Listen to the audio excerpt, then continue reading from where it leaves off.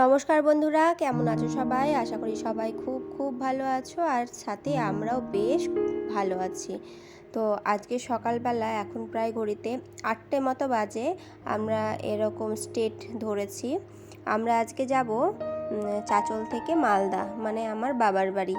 ওই দেখো আমার হাজব্যান্ড ওখানে বসে আছে, আর এই দেখো আমরা তিনজনে এই দুটো সিট নিয়ে বসেছিলাম। তো দেখো আমরা সকালবেলা উঠেই চলে গেছিলাম বাবার বাড়ি, তার কারণও বলছি। এবার যেতে যেতে প্রায় 2 ঘন্টা মতো লেগেছে। 8টার সময়, 8টা সাড়ে 8টায় বেরিয়ে মোটামুটি 11টার দিকে বাড়ি পৌঁছে গেছিলাম। আর গিয়েই আমি মিঠাই বুড়িকে স্নান করিয়ে দিয়েছি।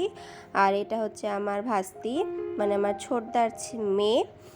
আর গিয়েই মা লুচি ঘুগনি করেছিল দেখেছি, আর সাথে দিয়েছিল মিষ্টি। আমি 2 বোনকে খাইয়ে দিচ্ছি, আর তারপরে আমিও খেয়ে নিয়েছিলাম, আর মিষ্টিও খেয়ে নিয়েছিল ওর বাবার সাথে। এই দেখো এবার হচ্ছে আমার ছোট ভাস্তির জন্মদিন। ওর হলো 2 বছর কমপ্লিট। তো এই দেখো আমি এখানে খাওয়াচ্ছি মিঠাই বুড়িকে। এই যে হাতে দেখতেই পাচ্ছ ভাত। তো ক্যামেরাটা একটু নড়বড়া হয়ে গেছে, তার কারণ আমার ফোনটা হাত থেকে নিয়ে নিচ্ছিল মিঠাই বুড়ি। আর দেখো এই দেখো চিনি বুড়ি কত কান্না করছে। আসলে এরকম তো আর প্রতিদিন হয় না।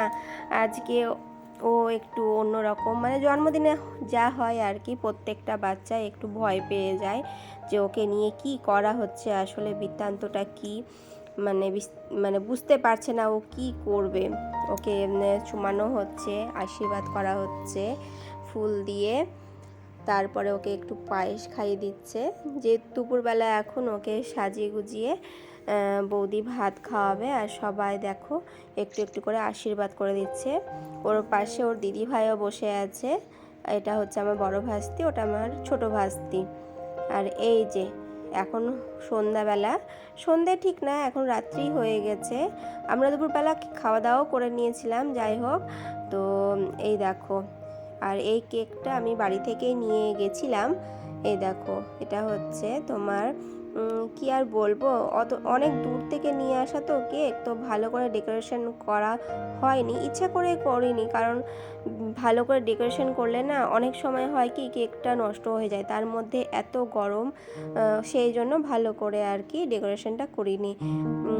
এই দেখো প্লেন একদম কেক নিয়ে এসেছিলাম আর কি, আর ওপর দিয়ে তোমার গিয়ে একটু সাজিয়ে ডেকোরেশন করে নিয়ে এসেছিলাম।